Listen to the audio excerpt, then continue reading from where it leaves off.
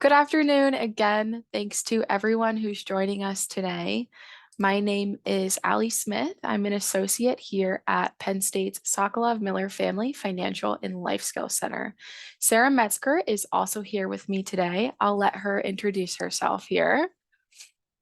Awesome. Thanks, Allie. Hi, everyone. If I can get my things to send, I also have a written greeting to you all in the chat.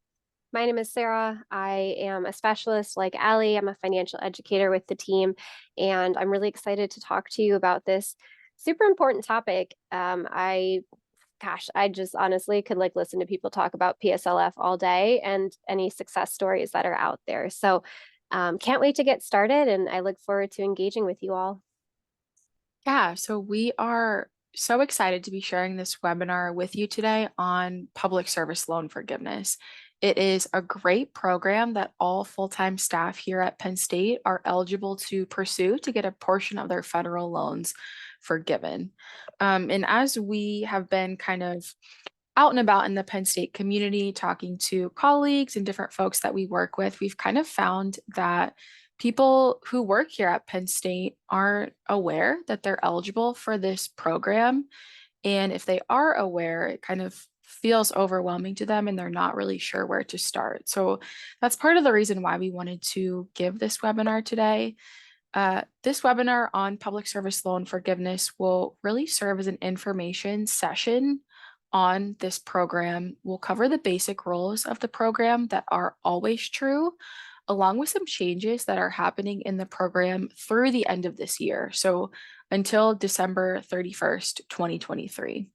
You will have the ability to ask questions at the end. We're going to be covering a lot of information today, and we might just answer some of the questions that you have throughout the webinar. Actually, I can say we took a look at your questions beforehand, the ones that you submitted with your registration, and we will be answering a lot of those throughout the webinar.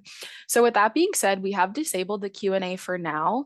If you have a question, please write it down. If we don't answer it throughout the planned content that we have, there will be some time at the end dedicated to Q&A. So ask us at the end. So just to take a second to kind of introduce the center as a whole before we dive in here, the center is really a hub for financial literacy resources for the entire Penn State community. So this is faculty, staff, students, alumni, parents, and even prospective Penn State students. We're really kind of a place to engage with anything related to managing your money. One of those things being loan repayment and forgiveness. And since we have some expertise surrounding some of these forgiveness programs, we wanted to offer some of that information to you. Again, the Public Service Loan Forgiveness Program is a great one to take advantage of if you're eligible. So we are happy you are here today. Thanks again for joining, and let's go ahead and get started. So first, a little bit about what we are talking about today and what we're not. We're going to talk about basic requirements and temporary changes that have been made to public service loan forgiveness. There is a lot to unpack with PSLF. You'll hear us say PSLF or public service loan forgiveness. Those are the same thing. PSLF, of course, is just the shortened version of that. Ideally, it is a simple program, but realistically, it's not a simple program. Policy has changed. We've seen some temporary waivers in the last few years around this program, changing some things, and the Department of Education has been trying to renovate some of the issues that are happening with this program. So with all of these things happening, it can get kind of sticky and complicated. There are a lot of details when it comes to public service loan forgiveness. So let's just start with identifying what public service loan forgiveness is. This is one of several loan forgiveness programs offered on federal student loans. Listed on the screen, you'll see some of those other federal loan programs. So loan forgiveness is not one specific program or one specific thing. There is Perkins loan forgiveness, teacher loan forgiveness, income-driven repayment forgiveness, and then also various other programs for specific types of fields that people might work in, especially the health industry. Public service loan forgiveness is by far the most comprehensive of these programs because it offers total and complete forgiveness on federal student loans at the end of the repayment period while working in public service. So we're really going to zoom in on public service loan forgiveness. We're not going to be talking about any of these other programs today. That would be a really long webinar.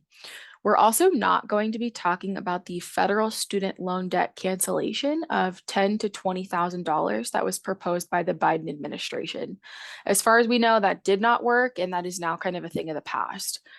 Public service loan forgiveness is a different thing entirely, and this webinar is really going to be dedicated to zooming in on and doing a deep dive on this program so you have a good understanding if you're eligible or not, and what steps you need to take if you're interested in pursuing it.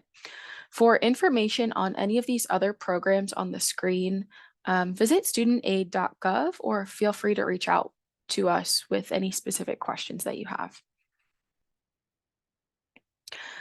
So you might have heard a lot of news around this program recently in the last few years, and you might have heard of some changes in eligibility requirements, and that is true. All of those things have been happening. Starting in October of 2021, the Department of Education instituted some temporary changes surrounding who is eligible and what payments are eligible for public service loan forgiveness. They did this through a waiver, which has since technically expired. However, some of the things within the waiver are still true through the end of this year, even though we're technically not in that waiver period anymore. At this point, it's no longer the waiver. They're just calling it the income-driven repayment account adjustment. So these changes are going to the end of the year as far as we know at this point. So if you are someone who has not qualified in the past for PSLF because of an incorrect loan type or incorrect payment plan type or deferment type, you need to make some changes or submit some forms before the end of this year. So before December 31st, 2023, to make your payments eligible and be counted towards your public service loan forgiveness payment count. At the end of this year, as far as we know, at this point, we're going back to the normal public service loan forgiveness rules. So this current, not waiver period, but this current income-driven repayment account adjustment period is an opportunity for people to get their payment counts up to where they should be before we go back to these basic requirements. So for purposes of this session, we're going to work through what the normal rules for this program are, which is in the left column here. And then later on in this webinar, we'll talk about these temporary changes in the program and what you need to do to navigate or take advantage of these changes. So to talk about the basic rules of public service loan forgiveness, I'm going to hand it off to Sarah, and she's going to talk about the things that are always true about PSLF. Excellent. Thank you, Allie. Okay, so we've got together here a wonderful guide for you to peruse, a visual to help you better understand what the requirements are that you need to meet in order to receive public service loan forgiveness. So these are not rules that we have created. These are the rules that come from the Department of Education. We are just packaging them up in this really cute book visual, right? So let's crack this book open and take a look at the basics. What's the process? Where do you need to take some action? And what are the rules around this PSLF program? So in a nutshell, in order to receive public service loan forgiveness, you must make 120 qualifying monthly bill payments. So you'll see that first on your federal direct loans, which we'll talk more about. And while you're making payments on those loans, you must be in a qualifying repayment plan and working full-time for a qualifying employer. These 4 areas of eligibility overlap all at the same time.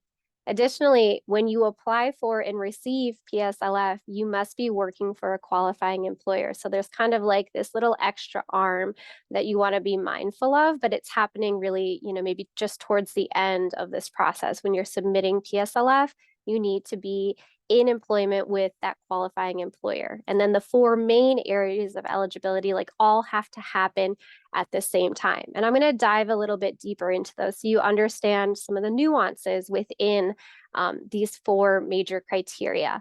That said, it's really important that you monitor that you're meeting each of these areas of eligibility at the same time. It is on the borrower.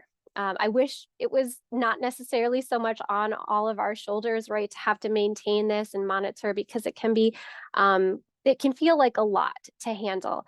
But it's doable. And Allie and I and Sarah and our whole team, like, we're here to help guide you through this and make it so that it doesn't feel so complicated. And at the end of the day, when we're done here talking about PSLF, I think you're going to feel like a breath of fresh air, like a weight has been lifted, and that you can go out there and you can take ownership of all of this for yourself, right? I'm going to plug into the chat for you all a link that you can click on that's going to take you to the studentaid.gov page with more information about public service loan forgiveness eligibility. But that's a website to read, and it's not always as fun and exciting as a live presentation. So, like, let's dive deeper into some of these areas of eligibility, and you can supplement your understanding with a visit to that website later, right? So let's first talk about these loans. I mentioned that you must be making payments on direct loans. So what's eligible, what's not? Chances are, among those of us in attendance today, a few of you have different, like, multiple loans, different loan types, and you're wondering, well, what qualifies here, right? And it's probably helpful to give a little bit of context so that you understand maybe why your loans don't qualify or do qualify. And I think, part of that, our director in the past has shared with me a quick history lesson of federal student loans in this country, and I think it's interesting and helpful for understanding, like, what's eligible and what's not, and kind of what the hangup is has been in the past. So if you've ever kind of followed the news about PSLF and loan forgiveness in this country, like, PSLF has been around since 2007. It's been a program that's been around the block. It's not brand spanking new, right?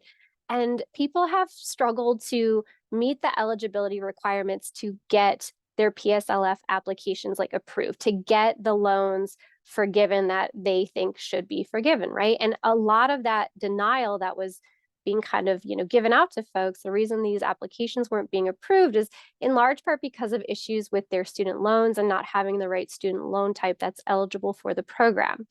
In the past, a very, very long time ago, in like the 50s and 60s, the Ed Department began offering student loans to borrowers to be able to pay for college. Those initial loans that were given out were known as FFELP and Perkins loans, which you may have and which you see on the screen here are noted as ineligible loans.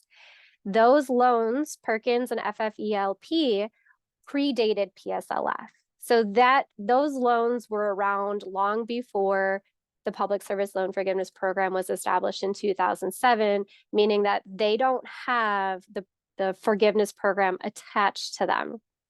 FFELP loans have not been issued since 2010, and Perkins loans have not been issued since 2017. But they were still given out during a time when PSLF has been around. So Allie and Sarah will kind of tell you a little bit more about, like, what to be mindful of if you have these ineligible loans.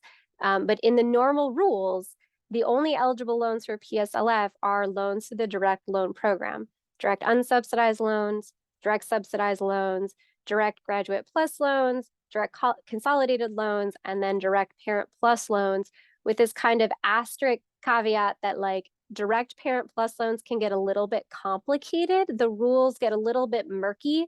They are eligible for forgiveness, but there's some action steps that borrowers who have parent plus loans need to take and take in a timely fashion. And so for anyone who has parent plus loans, I want you to know that you can pursue PSLF, but you are encouraged to meet with one of our staff members to better understand the nuances with forgiveness as it relates to Parent Plus loans and what actions you need to take at what time to make sure you're able to maximize this program for yourself, okay? All right, let's continue on. So you've got information about what loans are eligible, and so you can start to look at your studentaid.gov account to figure out what loans you have. Let's talk about qualifying repayment plans. You need to be in a qualifying repayment plan while you're making these payments on your federal direct loans. So knowing that the federal government offers a variety, which are going to qualify you for PSLF. The first one that's going to allow you to be eligible is paying into the standard repayment plan. We also have Save on a Valuable Education plan, that SAVE plan, which has replaced Repay. So if you were on the Repay plan, you may have opted now into the SAVE plan, the Pay as you earn plan, income-based repayment, income contingent repayment. These are all the qualifying repayment plans that you need to be in as you're making payments on your federal direct loans in order to have those payments count towards PSLF. A couple quick notes here. With that Repay plan, Repay is not, it's not a plan anymore, but that doesn't mean that your past payments in Repay no longer count. So if you've been making payments on the Repay plan and you meet all other areas of eligibility, like don't worry, those payments are still going to count even if you've switched over to SAVE or one of these different income-driven repayment plans, right? The second thing I want to point out of the plans on this list, there's a hang up here with the 10-year standard plan. The 10-year standard plan is set up in such a way that over 10 years or 120 payments, you are going to have your loans paid off, which means if you're pursuing public service loan forgiveness, which also requires 10 years or 120 payments, right, that 120 monthly payments, by the time you go to make your 120th payment while in the standard plan, that's going to be the same moment your loan is done. Like you've made that full repayment. And so there's nothing left to forgive, right? And so if you've always ever and plan to remain in the standard plan, PSLF isn't going to make as much sense because you're not getting the benefit of having anything forgiven because you'll have everything paid off in that 120 payments, 10 years time, right? But what's important to note is that it's a qualifying plan because at some time you may be in that standard plan. You may kind of be shuffling between different plans. And if there was a period of time where you maybe started in the standard plan or shifted over to it for a temporary period of time, like those payments still count. So I want you to be aware of that, right? But if you're looking to get the biggest bang for your buck, of course, depending on your income, for some high income earners, this may not work out for them as they anticipated, but these remaining income driven plans, Save, Pay, IBR, ICR, they're going to give you the lowest monthly payment possible because that payment is based on 10 to 25% of your discretionary income. And so that's really how you get that benefit of PSLF, where you're making payments over 10 years time or so, 120 payments, but you're going to have the most amount forgiven when you are on one of these income-driven repayment plans, right? So figure out what your most economical choice is going to be. I encourage you all to go to the Federal Student Aid website and play around with their loan simulator so you get a sense of what your monthly payments could look like in these various plans, and then make sure that you are in that plan. Make that change so that you have the qualifying repayment plan established and the payments you make during that time are counting towards your PSLF 120 payments, right? All right. Continuing on to qualifying employment, this third big piece of the PSLF eligibility, it doesn't matter what your job title is, it really just matters who employs you. And so qualifying employers for PSLF are going to include 501c3 not-for-profit organizations, any level of government, so that's federal, state, local, tribal government organizations, and then some other not-for-profit groups that are providing really specific or qualifying services. It's hard to know, like right off the bat, like, is my employer, do they count? I will say if you're a Penn State employee, Penn State Health, like yeah, Penn State is a qualifying employer, but chances are you've maybe worked elsewhere and it's a little bit gray. You're not sure, did they qualify? Didn't they qualify? And the good news is there's a tool to help you make that determination, which I'll tell you about in a moment.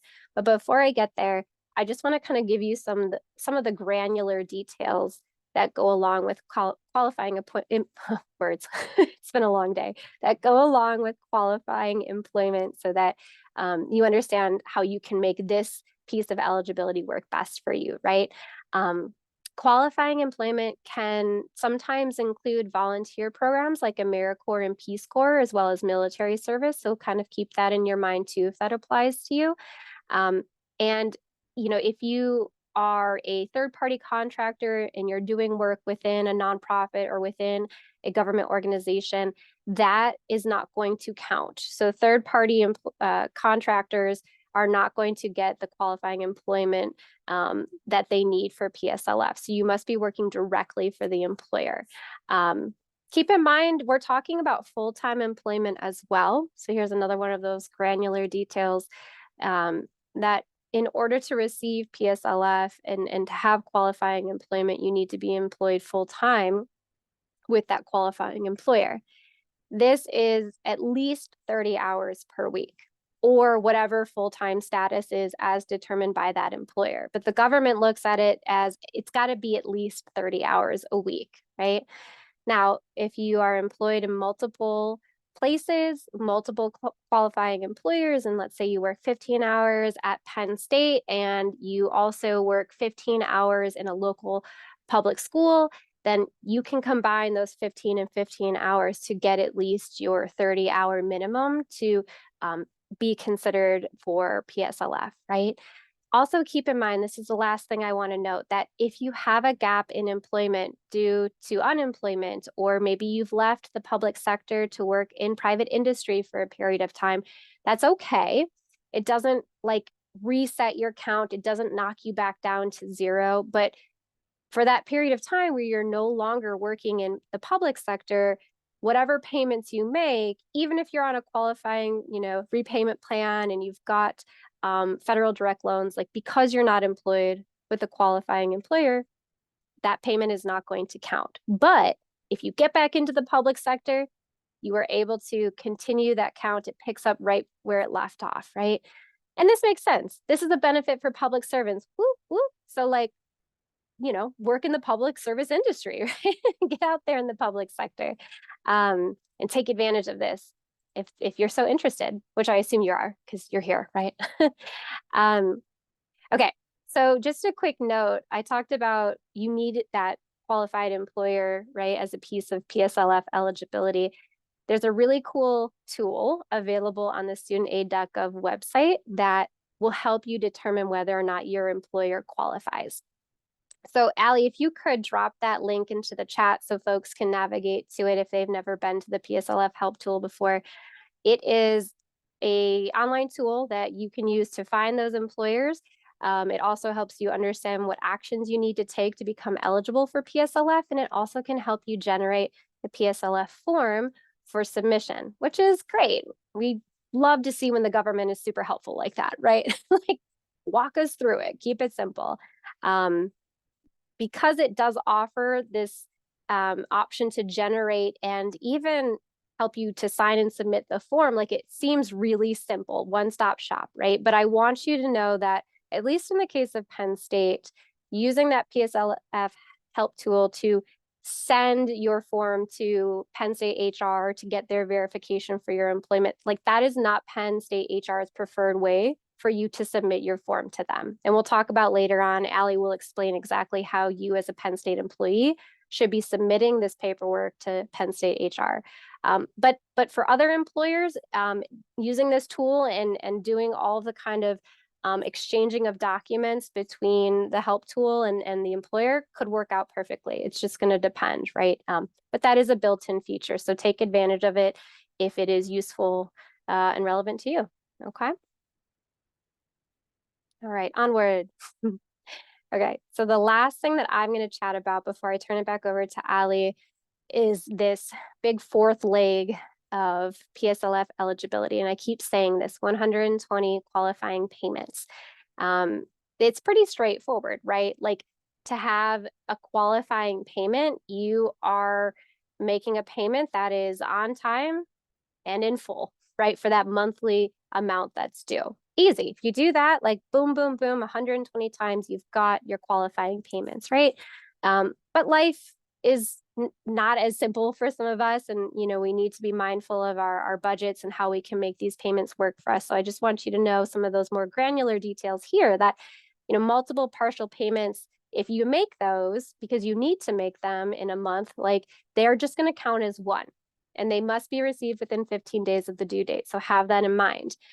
Payments that you're trying to make when not required do not qualify, right? So for example, if you log into your loan servicer and you make 30 payments in the span of a week, you can't say that you've suddenly made 30 payments out of 120. But you can make lump sum payments. So you can pay ahead on your loans up to 12 PSLF qualifying payments, so up to a year. And you've got that as an example that you see on the screen here, right? So for example, if your monthly payment was $100, you can pay $1,200 in a lump sum payment, which will divvy out across 12 months and give you credit for 12 months of payment. But keep in mind, if you've ever had a missed payment or you have that missed payment, not if you ever have had one, but if you have a missed payment, some of that lump sum is going to be applied retroactively. And so maybe if you missed a payment last month and pay a lump sum today, you're only going to have 11 credits moving forward because one of those credits needs to go back to last month where that payment was missed. Okay. All right. You've got questions, like Allie said, be writing these down. We will open the Q&A later, but it's really important that like what I've just covered, that's it. Like that is PSLF in its like most natural form, right? Like this is what the program looks like. And knowing these four major areas of eligibility and the nuances with each are going to be really helpful for you as you monitor your progress towards PSLF. We never really know what the government's going to kind of do, what changes, temporary adjustments that they're going to make, but like at the end of the day, like know the basics so you can continue to take the most appropriate actions for yourself to maintain eligibility with this program. Okay. I'm going to turn it back over to Allie. I'm so glad I could talk about those basics. Let's hear about what's temporary now. Yeah, absolutely. Thanks, Sarah. So Sarah gave us a really good deep dive into what are the normal public service loan forgiveness requirements. Now let's look into these income-driven repayment account adjustment changes. That is such a mouthful. So first, let's go back to this original waiver that I had mentioned. It started in October of 2021.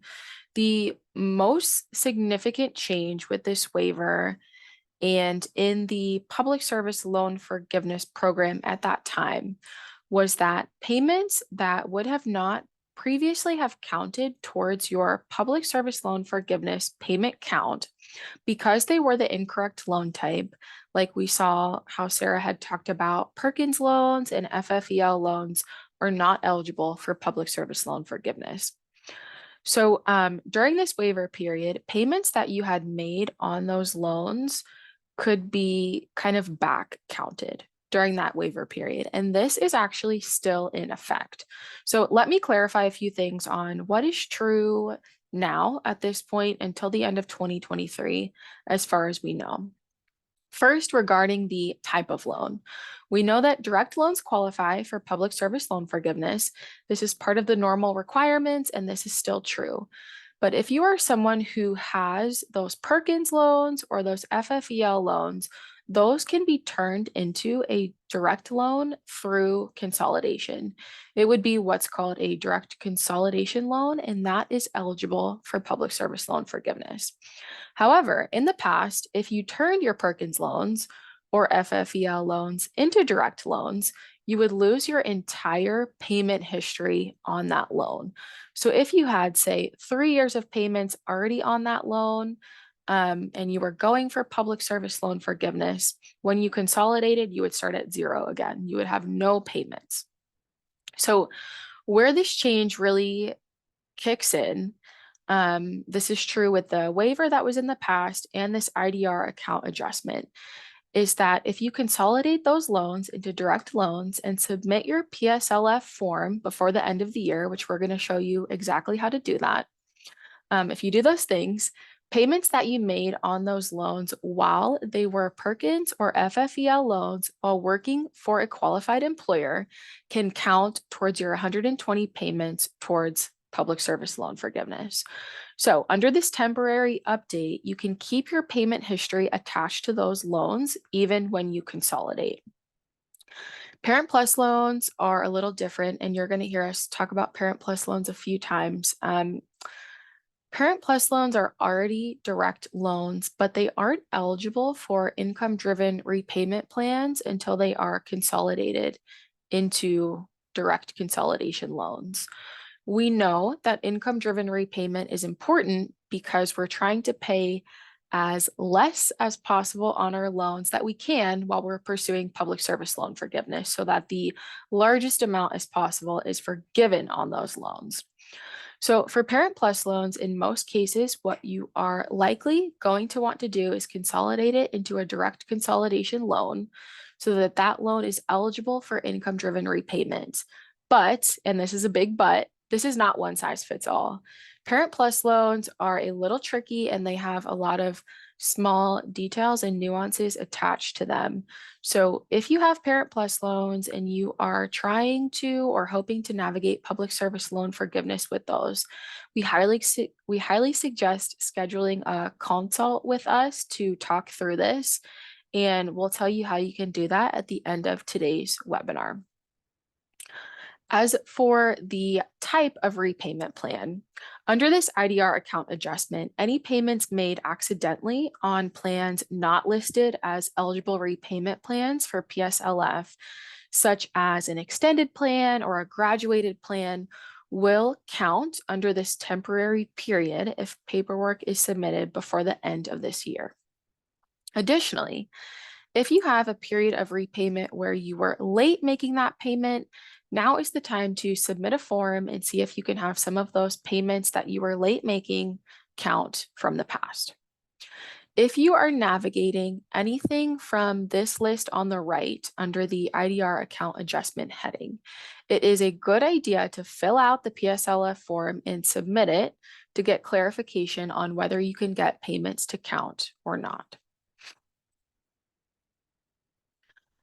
So we've given you a lot of information so far. So let's talk about what are some concrete next steps. The very first thing you'll want to do is log into studentaid.gov and go to loan details and check and see what types of loans you have. Do you have an FFEL loan? Do you have a Perkins loan? Do you have a Parent Plus loan? Maybe you already have direct loans. If you already have direct loans, this process is going to be the easiest. If you've got other types of loans, it's going to be a little more tricky, but it's definitely not impossible. This is something that you can do, and this is something that we can help you do as well. So ideally, what you want to see is direct listed in the title of every single one of your loans under your loan details. If they're not direct, you'll need to consolidate them into a direct loan. You need to do this before the end of this year in order to get previous payments on those loans while they were in other loan programs to count towards your 120 payments for public service loan forgiveness. Your next step after that is to submit a public service loan forgiveness form to all of your previous public service employers. So you're really wanting to get a record through these forms of every place you've ever worked at while you've made a payment on your loans. And I'll say any place you've ever worked at that was public service after 2007. And then finally, you're going to have this stack of forms from every single employer stating that you worked with them during a certain period of time. And then you'll take those forms and you'll submit them to the loan servicer Mohila. Mohila is the only loan servicer doing the public service loan forgiveness. So your forms have to go to them. And if Mohila isn't already your loan servicer, all of your federal loans are going to transfer to them. So by you submitting these forms to Mohila, this is going to act as their queue to take your loans from whatever loan servicer they are in currently and move them over to Mohila so that they can get into the public service loan forgiveness program. And this is also how you'll get them to count your past payments towards your 120 overall payments is by submitting these forms, letting them know that you worked for public service employers during certain periods of time, and then they'll go ahead and count those payments for you. So we keep talking about this form. This is the form. The easiest way to find this form is to Google Public Service Loan Forgiveness Form or PSLF form, and that should be the most current version of this form. Be sure before you fill it out to check out the expiration date at the top here. You want to make sure that it's not expired. And then to complete this form, you just need to fill out the first page, all of the information on the top there. We do recommend leaving out your social security number for now, just including all of that other information besides your SSN. If you believe you've already made your 120 payments and are eligible for public service loan forgiveness, you can check that box under section 2 that says, I believe I qualify for forgiveness now and request a forbearance while my application is being processed. Otherwise, just fill out the top section with your information. Your employer will fill out the rest of this for you, specifically section 4 and 5. And then when your employer is filling this out, they will fill out what period of time you were working for them, whether you were working full-time or part-time, and your average hours per week. Number 6 here is really the important thing. Sarah had mentioned that you need at least 30 average hours per week for that period of work to qualify for public service loan forgiveness. But if you worked multiple public service jobs at the same time, say you worked 15 hours here and 15 hours there at the same time, as long as those are both public service employers, those payments will count. Your total hours worked for payments to count just has to be 30 hours or more, but it's okay if those 30 hours come from multiple jobs. In that case, you'll just need to submit a separate form to each of those employers. So you'll fill out the top, and then you'll send this to all of your previous public service employers that you worked for while making payments on your federal loans. Even if you worked for them during that period of no payments that we've been in for the last few years, those $0 payments actually count as payments. So even if you weren't technically making payments while working for a public service employer from 2020 to 2023, still submit these forms because those $0 payments can count towards your 120. Now, this is going to be kind of a different process for every place that you've worked, submitting these forms and getting this employment certified. And we'll talk about what this process looks like for Penn State in just a minute. But to kind of give you an idea of what will happen from there, they will fill out the form and send it back to you. You'll need to collect all of these forms from all of your employers because you'll want to send them into Mohila together. Once you get the forms back from the employers, go ahead and fill in your social security number and sign where needed. You see like borrower's signature, at least in one spot here. So you'll want to make sure that you ink sign it. They do look for an ink signature. It can't be a digital signature of any kind. This form is 9 pages, but the other 7 pages, other than what we see here, don't need to be filled out at all. They're just instructions. And further down in the form, you'll see section 8, which is, okay, I've got this filled out. Where do I send it? If you've already got Mohila as a loan servicer, it's best to upload the forms. That is the most secure way of sending them, especially knowing that they will have your social security number on them at that point. If you don't have Mohila as a loan servicer yet, you will have to snail mail or fax these forms into them. And then, of course, receiving these forms will act as their kind of cue to move your loans from whatever loan servicer you had before over to Mohila. Um, we do suggest, if you want to, if you snail mail these forms to get some tracking information on them. Mohila is really busy dealing with all of this public service loan forgiveness stuff, and this is kind of a new venture for them. So the processing of these forms and the moving of your loans over to them might take a little bit longer than you expect. So if you do get tracking information on your snail mail, you'll at least have some confirmation and confidence that those loans have made it to them and they're just kind of behind in the processing of it all. But that's up to you. I also want to highlight before we move on from this form, someone submitted a really good question through the registration link saying, how do I know if I'm enrolled into public service loan forgiveness? And the answer to that is you can't really enroll into the program. This is something that you self-certify. You keep yourself on track with the public service loan forgiveness process by submitting this employment certification annually. Every time you get this filled out by your employer and then submit it to Mohila, they will update your payment counts each year in their system. So you'll gradually see your payment counts stacking up, eventually getting towards 120, right? That's the goal. And when you've reached 120 payments, then you are able to actually apply for forgiveness. Do not quit your public service job until your loans have been officially forgiven, because you do still need to be in that role to actually get that forgiveness.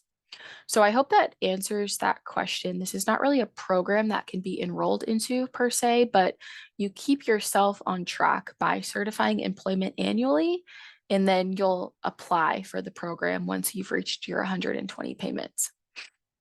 Can I also really quickly note, Allie, like that's a great idea. Like recertify your employment annually so that if you don't see those payments stacking up like you'd otherwise expect, you're able to take more immediate action as opposed to waiting a couple years down the road and go, oh my gosh, 4 years ago, I was working at such and such place. I was working at Penn State. Why isn't that showing up? Right. So you're really able to take onus of that and keep yourself on track and fix errors as best you can when you see them pop up. Absolutely. Yeah. So like I said, we can't speak to how every government or nonprofit job is going to want you to submit these forms, but we can give you a glimpse into how Penn State processes these and kind of what you can expect here. So for Penn State staff, here's what you got to do. Log into Worklion. You'll go ahead and click Ask HR. This is what will come up from there. And from here, it is really simple. On the first drop down, you'll do general inquiry. In the subject line, you'll do PSLF, or you'll write PSLF certification. You will then attach your form. And then in the inquiry details, you can say something as simple as, please certify my employment with Penn State for public service loan forgiveness. I do want to quickly remind you to, when you're submitting this form, through this system, it should not have your social security number on it at this point. Penn State is going to fill it out and send it back to you via email. So email is not a secure system. I don't know that this is a secure system either. So you really want to make sure your social security number is not floating around on the web, right? You'll get it back from Penn State. Then you can fill in your social security number and go ahead and ink sign that form before sending it into Mohila. Just wanted to remind you about the social security, but then you'll submit. HR has shared with us that their goal is to have these forms back to you once you submit them like this in 24 to 48 hours. So this is a pretty quick turnaround. So before we open it up for question and answer, I know this was a lot of information, and we just want to let you know that we are here to help. We do offer these PSLF consults one-on-one. And here's how you can schedule one of those. If you go to our website, which is financialliteracy.psu.edu, you'll see this one-on-one coaching heading. It's like the second heading down.